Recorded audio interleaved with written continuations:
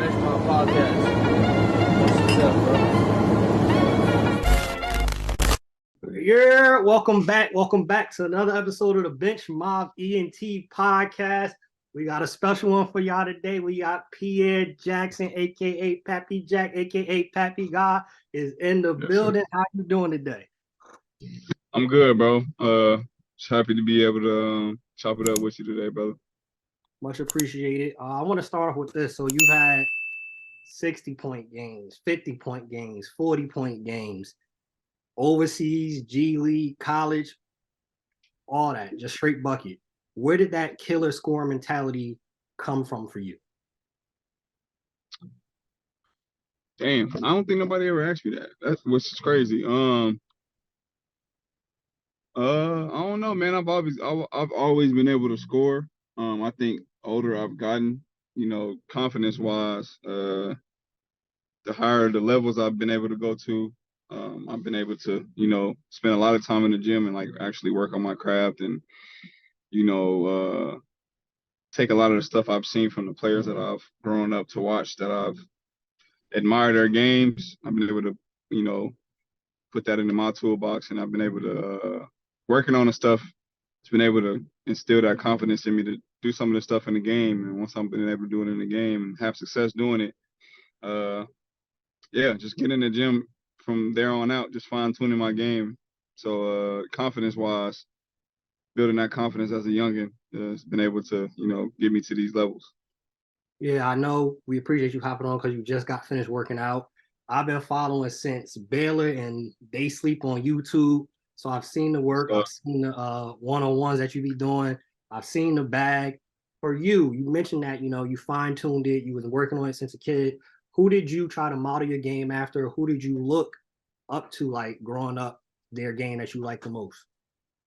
so my favorite player of all time, like my first player that like when I first started playing organized basketball, was LeBron.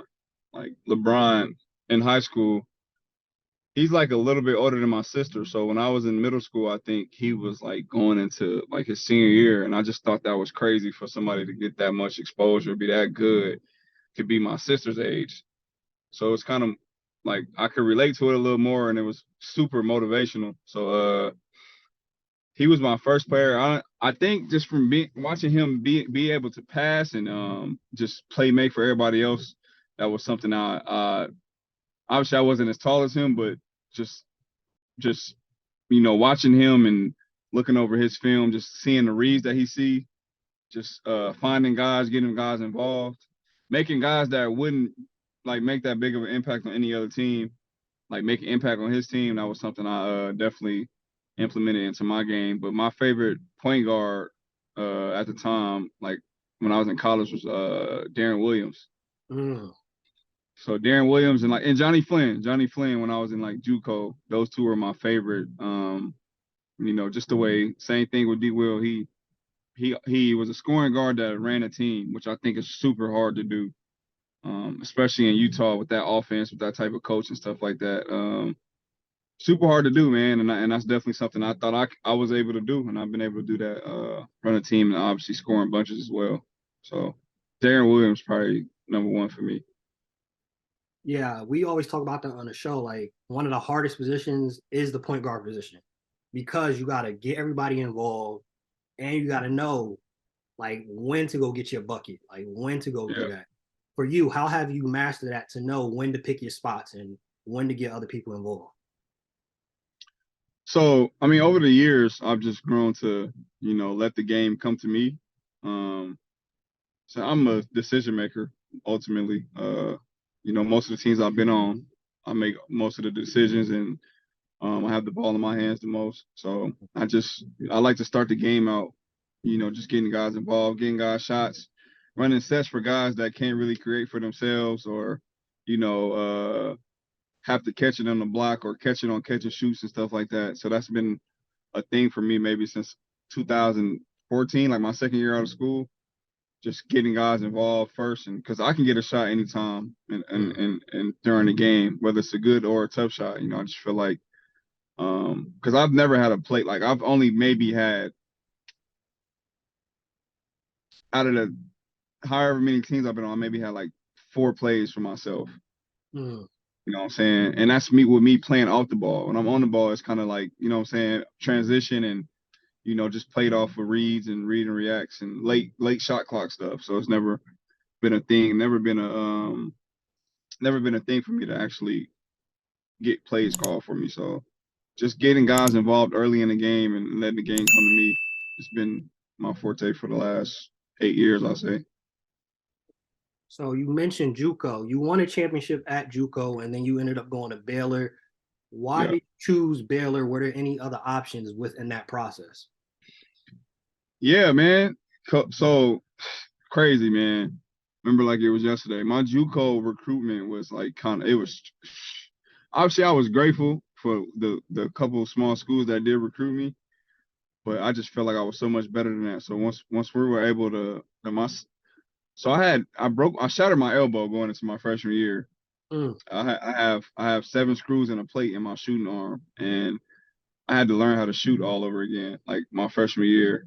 So my Wow. freshman year, I came back early from rehab, and basically I couldn't shoot my freshman year, so I had to learn how to shoot, and basically got my shot way better just learning how. I actually learned how to shoot. You know, growing up, you just whatever form that you create, that's just what you go with for the rest of your career. And hey, I was able to fine tune it, man, get it like damn near perfect. And I was able to learn how to jump shoot with, you know, I didn't feel like I was strong enough to jump shoot with the correct form. Mm-hmm. So older I got, I was able to get better at playmaking as well, running a team as a freshman, not being able to shoot and score like I wanted to. So that sophomore year, I didn't I got recruited by like smaller schools like Portland State, Idaho State. And then once we went to the tournament, like my recruitment like blew up crazy.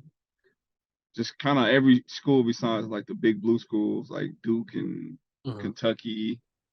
Like I had North Carolina, San Diego State, USC, UCLA, uh, damn near every school pretty much, man. It was kind of crazy.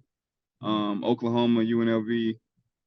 But I ultimately Creighton was one of the first schools that, you know, they recruited me like my whole sophomore year. But my visit at Baylor was just unbelievable. Like unbelievable.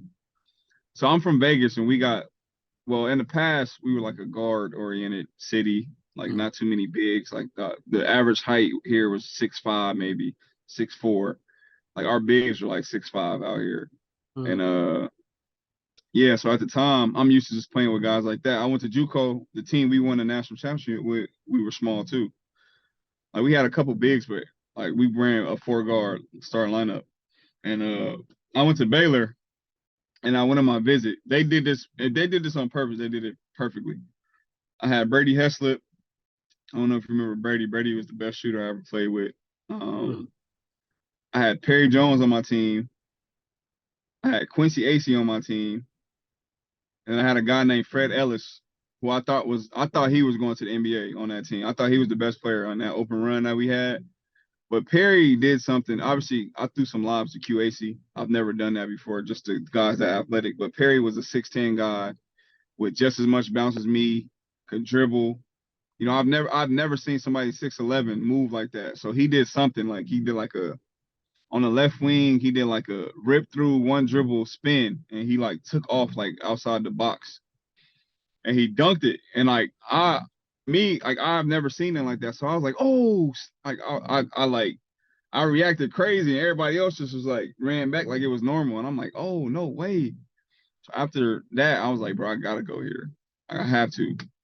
You know what I'm saying? I wouldn't even think about, you know, the next level after that. It just was like, yo, I have to be able to play with this type of athleticism. You know what I'm saying?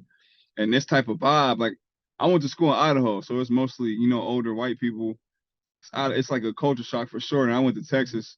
It's like it's a mix of both. You know what I'm Yeah. saying? I don't think the, you know, people that don't play or play any sports don't understand that, or people that don't come from, you know, the environment that I have, like they don't understand like that's a big deal to be comfortable like in everyday living. Like I'm gonna be around these guys every day, so if I'm gonna be around them, they're gonna turn into my family most likely. Yeah. You know what I'm saying? I want to be in a situation where I'm comfortable in. And Baylor, Coach Drew did a great job. He can sell water to a well. Man, he he did a great job on my visit, and you know what I'm saying, I was only there for like a day, and I committed like through the middle of the week. It was good people. I wasn't there long because I just couldn't do it. Like there's no way I was gonna be able to like not see my family for 10 months. You know what I'm saying? And that was something I was the most uncomfortable in because at this time I was 28 going on 29, and I had to, you know, I was a vet at this point. You know what I'm saying? I was one of the guys at the team, and the coach, they wanted me on the team to lead this team and be one of the focal points. And I was kind of going into practice like, you know, putting the mask on, you know, and then I'll go back to my apartment and kind of just like wasn't feeling it at all. So that probably was the most uncomfortable I've been, not because of anybody else, just kind of whatever I was dealing with. Yeah, I know I watched on Day Sleep, and you mentioned in there how, you know, you actually went to therapy, and how, Yeah. of course, in our community, specifically the Black community, is often frowned upon. So for you, how has that process been? And would you say the hardest part of overseas is really just being away from the family? Uh, I think so. Well, to answer your first question, therapy has been amazing for me, man. I feel like even the stuff I still go through today, like I don't go into stuff like I don't stress the same. I don't, you know what I'm saying? I don't come out of stuff like I used to. Like I'm very optimistic now. Way more positive. Just in reality, we got to be grateful that we even still here. You know what I'm saying? I'm definitely still blessed to be able to even to still play basketball on top of that and still be able to walk and be around my family. Like it's a lot of guys that ain't walking like after however many years they played, or I didn't have some tough injuries too. So the fact that I'm still able to play is, you know, it's a blessing, and I'm still able to provide for my family. So, you gotta just take a lot of stuff with a grain of salt. And secondly, what was your second question again? Is the hardest part really being away from the family when you're overseas? Okay. I think it's a mix, man. I think it's a mix of trying to balance like, you know, it gets to a point where sometimes you feel like you're in a battle with your family on like who's dealing with the worst, like, you know, who's more stressed out or whatever. You know what I'm saying? Because it's like it's definitely a gap. It's definitely a gap, man. Like I think a lot of just a lot of people that aren't making like myself. I caught myself during the bubble. You know, I've seen a bunch of NBA guys, you know, venting or voicing their frustrations about the bubble, being away from stuff that they're used to. Mhm. At the time, I'm like, yeah, bro, you making $30 million a year. Like, I gotta go overseas. Like, I'm saying stuff like that, but at the same time, it's like once you gotta like break your you know, your pattern of like comfort of going to the practice gym, being able to go home to your kids, and like that shit is like that's a lot, no matter what level it is, you know what I'm saying? So obviously I got to a point where I understood where certain guys is coming from. Like LeBron and PG are, you know, they have a right to feel a way about not being able to see their kids, you know what I'm saying? And that's the thing for me. Like, I think that's the part, it's the battle. Also, your family don't understand, like, they just see the dollar amount most of the time. They don't know that you got to deal with teams not paying you. You got to play through these injuries that you're not supposed to be playing through, or they're not going to pay you. You got to deal with the language barrier. You got to deal with trying to find food. Like it's a whole bunch of stuff that they don't realize until they come over there. And even still, when they come over there, we make sure they don't gotta feel that. Mhm. You know what I'm saying? So I think it's more of like missing them and trying to not even necessarily trying to get them to understand because I don't think they'll ever understand. It's just kind of finding that fine line of like, all right, I got to be okay with them not understanding my struggles. Just trying to make sure everything's straight at home and make sure everything's straight here. Shout out to you for even going to the therapy and getting the help. I know it's huge, and like you said, that bubble gave perspective of like, yo, it's not all sweet. It really isn't. Like the money doesn't cover all the other stuff that you got to go through. That's real life stuff. Like 40 million doesn't cover. Hey, I still miss my family. Hey, I still want to be with my 100%, kid. man.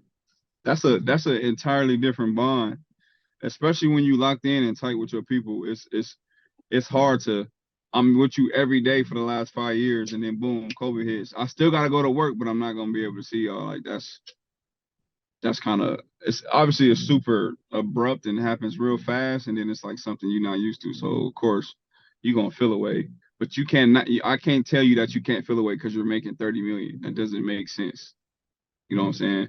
And that's kind of what, your family gets stuck in because they just see a dollar amount and they not making that. So they be like, oh yeah, I wish I was making that much. I could do this. And like, nah, it sound good until you know what I'm saying? Dealing with these injuries. Like I dealt with an injury last year. I had to play through, you know what I'm saying? And I was making good money, but at the end of the day, it's like, ain't no way I'm supposed to be playing on this. Mhm. You know what I'm saying? But you, in the back of my mind, like I'm the provider of the family, so I'm like, yeah, I gotta do this. Like I have to, make this money before it go. It can happen to where if I have to have surgery on this, I might not make another dollar playing basketball. You know what I'm Mhm. saying? And that's a lot of the stress that we deal with as men and providers for families and shit like that. We got to deal with in the back of my mind. Like I know, because a lot of us, is all we know for real for a long time is basketball. You know what I'm Mhm. saying?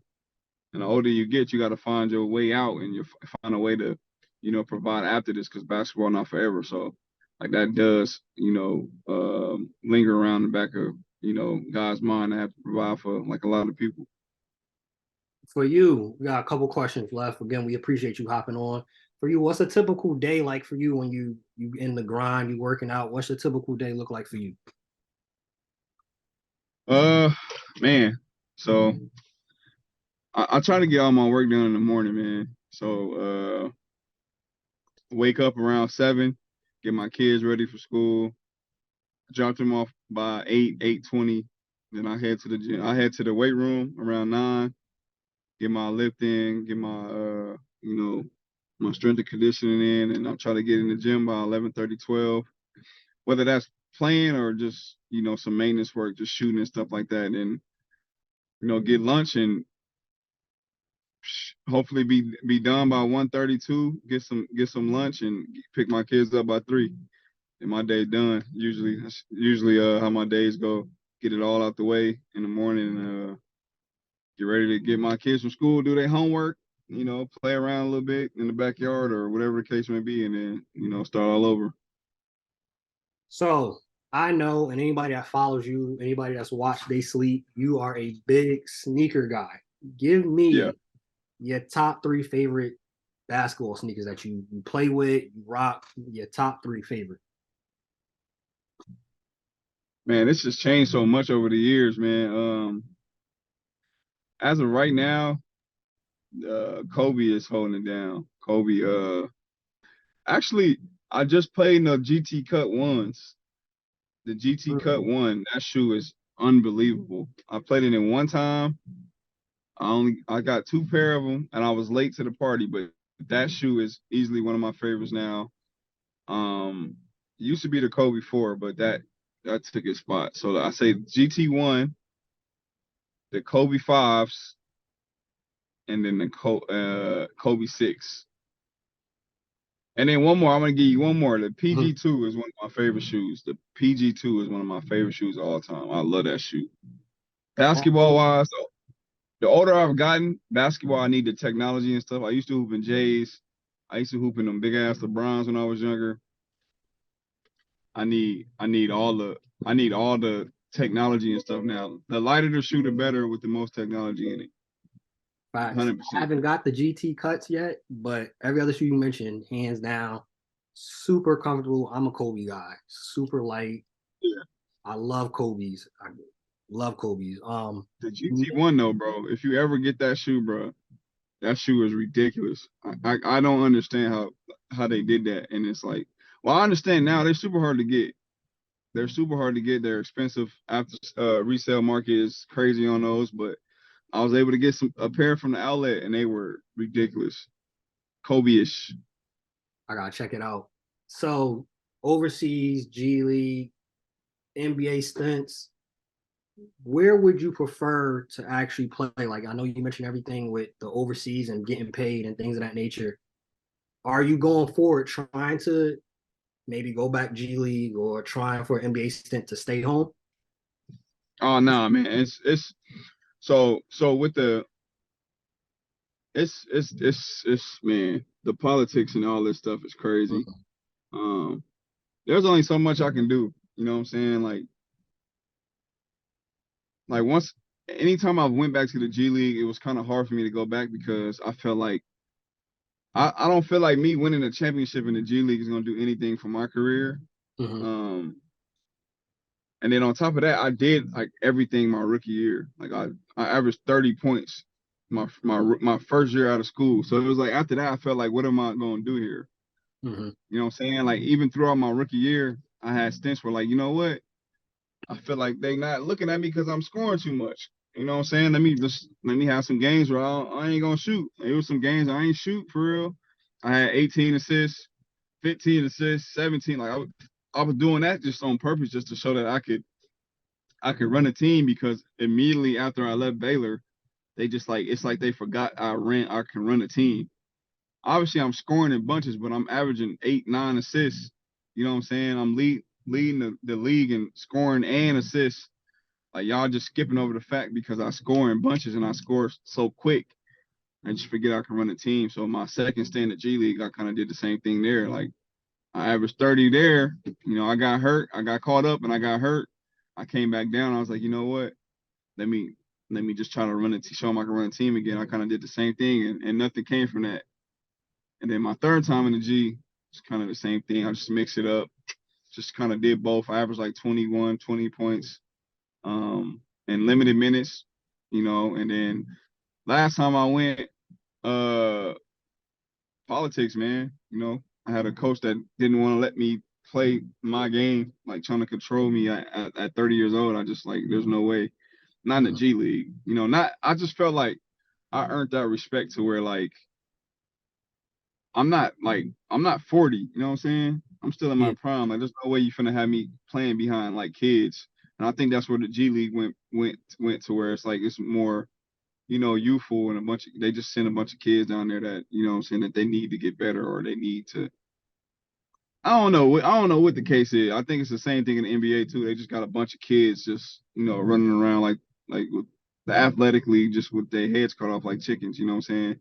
Don't really know how to play the game and stuff like that. So, you know what I'm saying? I'd rather be in the NBA, but realistically, politically, the politics is everywhere though. Like I'm dealing with some stuff in China. Like it's no reason I shouldn't be signed in China right now. But here I am. I'm at home, you know, waiting for an opportunity to come around. So realistically, I just want to play somewhere where I want it. You know, I can make some good money and you know, provide for the family. That's all it's about now. It's really just taking care of my people.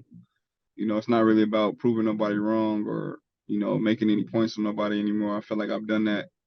I feel like I'm stamped, whether that's with my peers or just with, you know, I'm respected when it comes to hoop. So I think I did my part. Nah, you definitely did. Anybody that knows watch the game definitely stamped. For you, right? You being an undersized guard, I saw a couple things you mentioned on Twitter before. Do you think politics is playing a role in this? Like they're kind of trying to completely get rid of the undersized guard. Like we saw what happened with IT. Yeah. It feels like they really just, if you're under 6'1", 6'2", like they really don't try to give an opportunity at all, really. Yeah, 100%. 100%, man. It's like, so my thing, so it's crazy it's so crazy with IT, bro. The fact that there's even politics with him and DeMarcus Cousins, that's my man. Like the fact that it's even politics with these guys, because of a couple injuries. Like my thing is like, even with the front offices, man, like y'all can't be serious. Like when a guy's put in so much work to get to that level, and some injuries, you know, some stuff that they can't control happens. When they do their part to show that they're still a viable asset, I feel like just off the respect, just off of, you know, off of respect, like you get them an opportunity. You know what I'm saying? They didn't put in so much work, put in so much work, and then y'all giving, you know what I'm saying? You know, kudos to whoever gets those spots, but it's like, come on, man.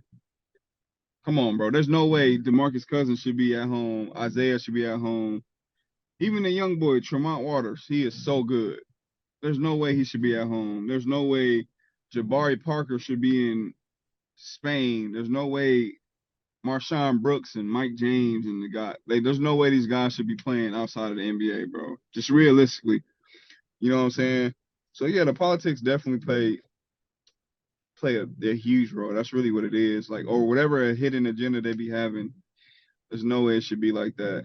You know, especially if guys didn't put in that work and prove that they're healthy. Like, there's no way y'all don't think with the best doctors that the sport can bring. You know what I'm saying? In the NBA, you got like 3 team doctors and like 7 trainers. Like, you don't think he could benefit from that being with y'all? And like, he showed y'all that this player showed you that he can still play. Like, there's no way that doesn't cross your mind. Like, especially if they not asking. Isaiah was supposed to make 150 M's, bro. So he get hurt and then y'all just throw him under the butt. Like, just off of respect, I just felt like he should have got an opportunity, especially once he proved that he still can play. Whether that's a year or 3 or 4 years, like, come on, man. You sign him on the team just to sit at the end of the bench. That's not. You're not doing. I mean, you know what I'm saying. I'm sure they're happy to be there on the end of the bench, but like realistically, you play him some real minutes, or you play Bug some real minutes. You're gonna get what you gonna underpay them at that point. You know what I'm saying?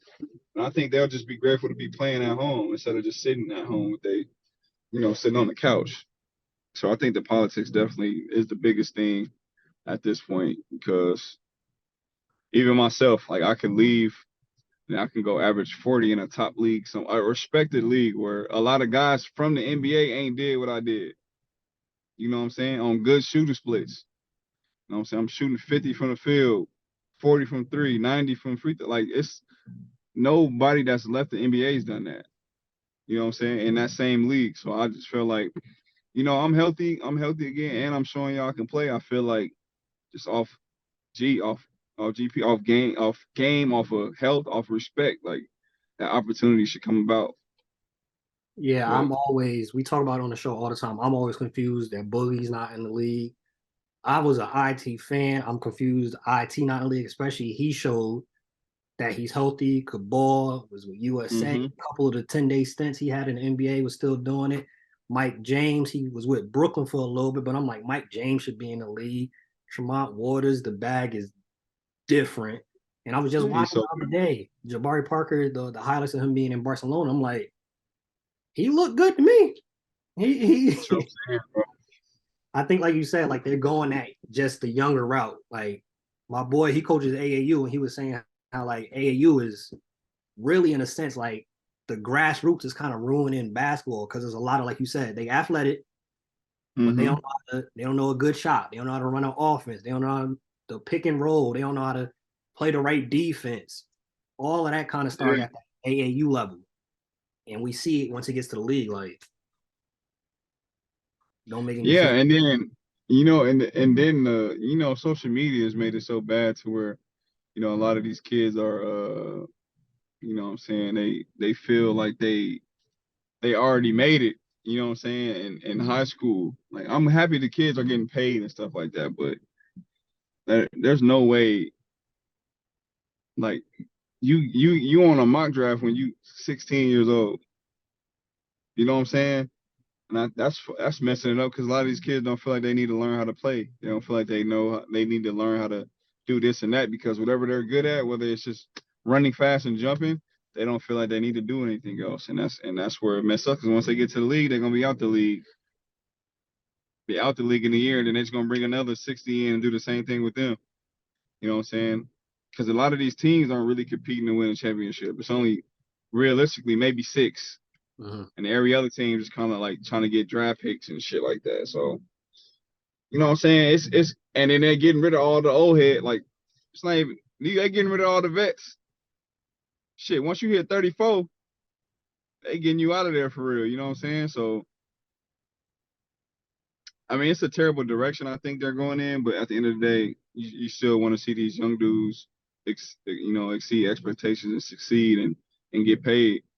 You know what I'm saying? But they're gonna be older at one point too. You just hope that trend just doesn't continue to happen.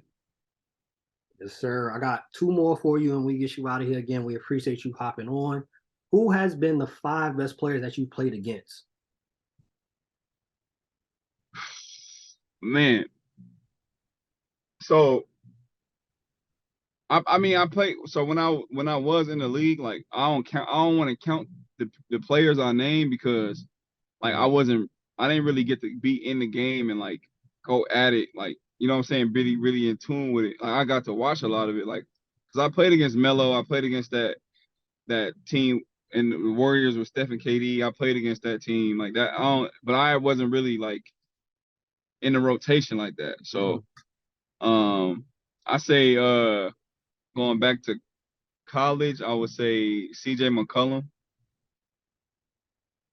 He gave us like the easiest 30 I've seen. Like the 30 he gave us in college was like so easy, bro. It was so like we whooped their ass, but the the 30 he gave was so light. I remember because my boy AJ, shout out my boy AJ Walton, he's like one of our better defenders.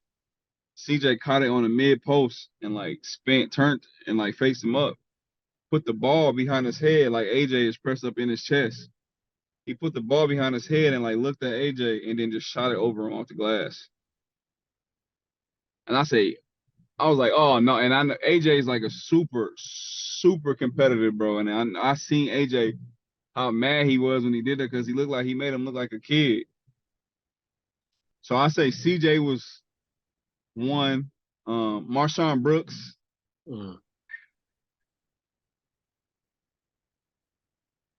Wait, hold on. Where you from?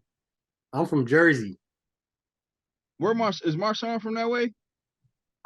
He in that area. I know he went to Providence, so I saw a lot of the work. Bro, he's so cold, bro. He's so cold, dog. He's so cold, bro. So he one of them. He just make the game look so damn easy, bro. He just make it look so. It just doesn't look like he even trying, bro. I got to see who I played in China that was just tough. Who I got? Marshawn, CJ. Who else did I play against?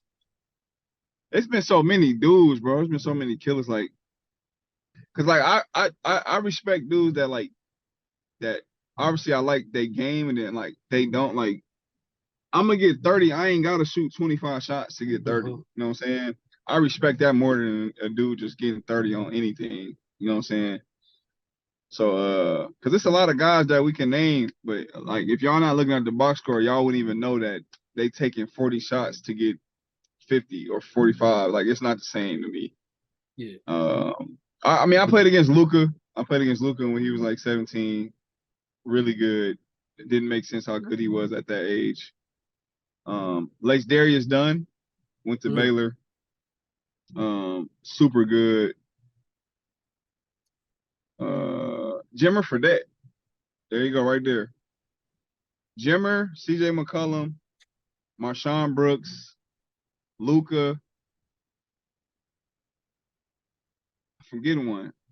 You said my man from Baylor. Lace Darius Dunn. Damn. Honorable mention, Tweety Carter from Baylor too. Tweety Carter might be the only person to bust my ass ever.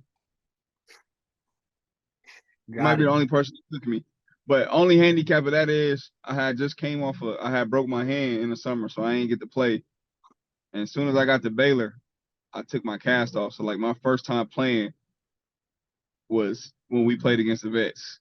And he fried me. I was so out of shape. I'm fouling him on jump shots. No discipline on defense. It was crazy. I couldn't, like, my legs was like jello, and he fried me, bro. But he is them 5'6" right there, easily the best, I think. Now you from Vegas, East Vegas, right? Yep. You got the Aces winning, and do you think Asia should have got MVP? Because they gave it to Breonna Stewart. Today? Yes, sir. They gave no. They gave it to Breonna Stewart, and somebody had the nerve to give Asia Wilson a fourth place vote. She got third Fourth, place. She got a fourth place vote, and it went down Breonna Stewart, Alyssa Alyssa Thomas, then it was Asia Wilson. Yeah. Get out of here, bro. I was like, this is ridiculous. Somebody literally got fourth place vote. An hour ago? Yes, sir. Man, of course I got Vegas winning. I got Vegas winning the whole thing. But this is unbelievable, bro. See, this is the thing, right? You don't want to make this a race thing, but it's like I feel like it's blatant, right? Stewie, I'm not mad that Stewie won. I'm not mad that Stewie won. It's either her or Asia the best player in the WNBA. And Stewie is more skilled. So I'm not mad at that. It's just the fact that Asia is the face of the NBA, WNBA. She's the face, whether you like it or not. She's marketable. She's happy. She's smiling. She's winning. Like she's doing everything you're supposed to do as the face of the NBA or the WNBA, whatever sport you are. She is doing everything possible that you can do if you made a list for it. This girl don't got a shoe yet. And then, like, you think about it, they branding the girl Sabrina. There's no hate to her at all. But they branded her like she the face of the league. She got her own shoe with Nike. Mm-hmm. Her shoes are fire, by the way. But there's no way Asia is getting PE still. Come on, bro. Asia was drafted to Vegas. Stewie went to that team. They made that team over there. She was drafted there. Only player they brought in was Chelsea Gray and Candace. But before that, Asia was homegrown with Kelsey and Jackie. Like that was draft draft picks. So I'm upset that she didn't win, but I'm a huge fan of Stewie, so I'm not mad that she got it. I'm just mad that Asia didn't win type stuff. You know what I'm saying? Yeah, I get Stewie getting it because New York, the Liberty ain't been really relevant for a little bit. So I get that aspect. I didn't get that. It was literally Asia got 17 first place votes, 25 second place votes, 17 third place votes, and somebody had the nerve to vote her fourth place. That part I didn't get. That's disrespectful. That's the part I didn't get. Like I get it. All right, cool. Stewie won. I don't got a problem with it. But the way that the disrespect keeps happening to Asian, I really think it was one of those like you said, race and the voter fatigue excuse. Oh, we can't give it to her. Oh, 100%. 100%. 100%. But in reality, it's either gonna be her or Stewie for like the next 5 years. Literally. But we're gonna see how they gonna do it, where they gonna not want to give it to one of them and give it to somebody else. But realistically, I don't think I think that's disrespectful. Who got fourth place in the voting, you know? Fourth place, it was Satu. So somebody voted her over Asia. Nah, so it was Brianna, Alyssa, Asia, and then my bad, Nafisha Collier got the fourth most votes. So somebody voted Nafisha over Asia for one vote. Yeah. That's just like whoever hated and gave LeBron that one vote that could have made him unanimous. Yeah, it's, you know what I'm saying? It is what it is. That's what they get for having the media do these votes and stuff like that. It shouldn't be like that. It should be a player coach type of thing, I feel like. And at the end of the day, I feel like it's gonna be the Aces or New York that win a championship. Obviously I'm favoring the Aces, so you know what I'm saying? I gotta stick with the home team. Yeah, I got the Aces winning it. I got this one to get you out of here. Going into this season, looking at in totality, because I know you know your basketball, you're a basketball.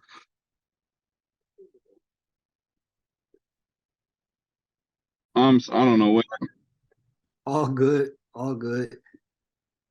You being a point guard, you know in basketball history, student of the game. Last one to get you out of here. Who would you say are your top 10, whether it's your favorite, whether you want to rank them, top 10 point guards all time? Damn. Damn. 10? Hey, what you give me five, however you want to do it. I give you 5. 10 on the spot is crazy. I can give you 5. I give you 5. Bet.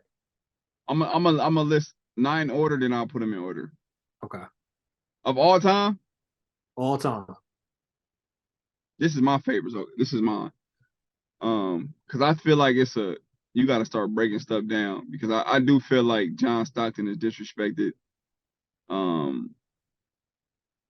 It's hold on, John Stockton first and foremost. I feel like he's disrespected only to the extent of like, people when you go into these debates, obviously when they try to debate whoever their person is, they discredit a lot of other people's stuff. Mm-hmm. And the fact that they discredit how many steals and assists as a point guard, your job at the time for sure was to run the team. And there's no way you're leading the next dude close to you he had to get 3,000 more assists to even come close to you. Right? That's like 5 seasons. Literally. You know what I'm saying? And J. Kidd played for a long time. Right? So I think that's disrespected. And then when it comes to steals, same thing. Like he got thousands to get close to you. Literally. And John Stockton don't even be in the mix of this point guard talk. So he's not in mine though. He's not in mine. Mm-hmm. But I do think when it comes to point guard talks, I feel like his name needs to get thrown in a little bit more. So I think Steph Curry is the best point guard ever. Damn. Steph, D. Will, CP. The original Isaiah Thomas and Magic. Don't think many would disagree with that list right there. I'm not a fan of Magic Johnson though. Oh, why not? He can't shoot, bro. I don't like players that can't shoot the ball, bro. You're right, Magic. That was not his strong suit. I think everybody has a preference, and I just think like as a basketball player, and you're not abnormally like different than anybody else, there's no reason why you shouldn't be able to shoot. Like you don't got abnormally large hands like Kawhi. Kawhi can shoot, and he got the biggest hands ever. I just don't feel like there's an excuse. You're not Shaq size. You're just tall, so you should be able to shoot the ball. Like I just feel like you should be able to consistently make jump shots. You get paid a lot of money to play basketball, so work on that shit, bro. Hey, the most I played was semi-pro, right? I played in the ABA, but I've always said, and like I'm not pro. I ain't go pro, so they don't be hearing it. But I'm like, this is your job. The fact that some people can't shoot, what are you doing? Are you not working on your craft? I don't know what you're doing, and you already good at something else. Like you can just take that leap if you just make some jump shots, bro. Like you win 7 championships. I feel like you got 5. You win 2 or 3 more, bro. If you Magic Johnson, if you are at the top of the key and they are helping off of you, or you on the post and you can score 6 or 7 more points just by shooting a turnaround Jimmy, you just take your team to the even next level after that. You know what I'm saying? So I'm not a fan, but the proof is in the pudding. He got the job done. He won. You know what I'm saying? You gotta respect that. But for me, I don't rave over him like I do Steph Curry. You know what I'm saying? Or somebody else that can shoot like that. For me, I just feel like if you can't shoot, like Rondo is the only player I feel like, I think is a top 10 point guard that can't shoot. Because I've watched him in person just like affect the game like crazy. Yeah. Without shooting the ball, not even getting a damn layup. I just watched him pick everybody apart. And I just thought that was amazing. Yeah. Yeah, Rondo got to get his props because, like you said, for not to be able to shoot and still be effective and still be able, I'm getting 15, 18 assists a game. Yeah. That's a Mm-hmm. that's a straight skill. 100%. Last one. So I follow you on Twitter. I'll be watching. Couple of us on the show, we big Bron fans. We got a couple on the show, couple guests that come on. Had a debate of Kobe, Jordan. Safe to say, Bron's your GOAT. Who would you say Yeah, is number two? Jordan. Jordan? Bet. I don't think that's close, bro. I'm not mad at nobody saying Jordan number one, but I don't think it's only them. It's only them two. I don't. I really think it's them two. I don't think Kobe comes. I don't think Kobe. He's a poor man's version of Jordan, which sounds crazy, but he is. Mm-hmm. You know what I'm saying? Today he really is. He tried to be that guy. You know what I'm saying? I think he was close, but because I think honestly though, I do think Kobe was obviously more skilled, but if you drop Kobe in his prime back then, I think it'll look a little crazier. But Jordan is just like on another level to score that many points in that many seasons, and you know what I'm saying. My only thing that like for LeBron, like he just does everything. He does everything great. Like he does everything really, really, really, really, really good, bro. Everything that you can possibly think of. Like and he does it like just naturally. He doesn't force Mm-hmm. he doesn't pad. Like he just out there doing it. He just doing it, bro. Like it's crazy like how you can be that good at everything just naturally. I'm gonna make these boys that shouldn't be making this much money, you know what I'm saying? Y'all not gonna get this much money if y'all play somewhere else, but I'm gonna get y'all this money. I'm gonna make y'all look good. I'm gonna take y'all to the promised land every year. Realistically, you're not gonna win every game because the team is ass for the most part. You know what I'm saying? But with me, y'all boys look like the Beatles. And I think that, like, you know what I'm saying? If I was his teammate and I'm able to just do a little bit, then, you know what I'm saying? I think that's amazing. You know what I'm saying? A lot of guys are getting remembered because they played with Bron. You know what I'm saying? Like, we not remembering who the hell was on Kobe's teams because he ain't passing the ball. Like, they don't really make no impact for real. You know what I'm saying? But it's two different animals, two different beasts. You know what I'm saying? You're going to have a killer. You got this. I think they both killers, but other ones they just kill different. Facts. One's an assassin and one's a goddamn, a hitman. You know what I'm saying? One does it quietly, one does it loud. So, you know what I'm saying? I think it's just preference. I don't care for Kobe shooting over 5 niggas for a game winner. I don't care for that. Like Yeah. for me, I think that's a terrible shot. I don't give a rat's ass who it is. You know what I'm saying? If he make it, then sweet. But if he misses, like, bro, why you ain't pass the ball? I really feel like that. So I don't get mad when, you know what I'm saying, when it's situations where I do wish Bron shot the ball over one or maybe two people because, you know what I'm saying, just the way, like, I feel like sometimes the way my feet set up before I shoot the ball, like, I feel like I can make that shot too. Mm-hmm. But if somebody open, I might, if it's the right person, I'm going to pass it to Kyle Korver to shoot it, or I'm going to pass it to Danny Green, one of the best shooters in the league. I'm gonna swing that too, wide open up on top of the key. It's a good shot. That's a Facts. great shot. That's the thing. Bron always, every single time, always made the right play.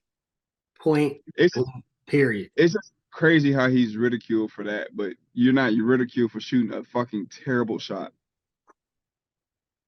Yeah. Like at the end of the day, like that's a terrible shot, bro. It's 4 dudes on you. That's a terrible shot. And you don't even have that high of a percentage of making that shot. No, people don't bring that up enough. When you look at the percentages in the clutch moments, Bron actually has better numbers. Right. But look, see, if he made like 6 out of 13 shooting over 4 dudes, it's like, all right, he make those, but he don't. That's a terrible shot. I don't Literally. know why it came like Kobe just be making these crazy game winners over, like, bro ain't even got that many game win, like he ain't even got that many. They push that narrative. They just push that narrative because his demeanor so mean and locked in, and then Bron's just so nice and laughing all the time, and You know what I'm saying? They made him. How you make a nice guy a villain? Literally. He literally supposed to be a hero in all aspects of his career, life, all that shit. Only bad thing I think he did was going to Miami and gassing it up crazy. But other than that, I Literally. don't care that move. He just gassed it, and they made it. They gassed it crazy, like they was doing too much. That's And the think only about that thing. too. They was 25. Bro, Bron was like 25 years old, bro. That dude was a baby. He was like 26, 25, 26 years old, bro. That's the same age as like Jason Tatum right now. Like a little bit older than Luca. Like they was young. Like he was young. So like I'm not, you know what I'm saying? Like now that I'm older, it's like, all right, bro, y'all. This is because y'all know how good he is and he's great. So y'all want to gas it and make it seem like he's just this crazy, sorry ass dude when he's really, realistically, greatest player to ever touch a ball, bro. Hey, that speaks to literally the fact that they was holding him up to that standard at 25, 26. That speaks to his greatness, whether they want to admit it or not. Literally. But Bro, he again, was a kid. facts. Again, thank you so much for hopping on with us. We appreciate you taking time out of your busy schedule. You already know the vibes. If you stay ready, you don't got to get ready. Bench Mob, we out. Peace.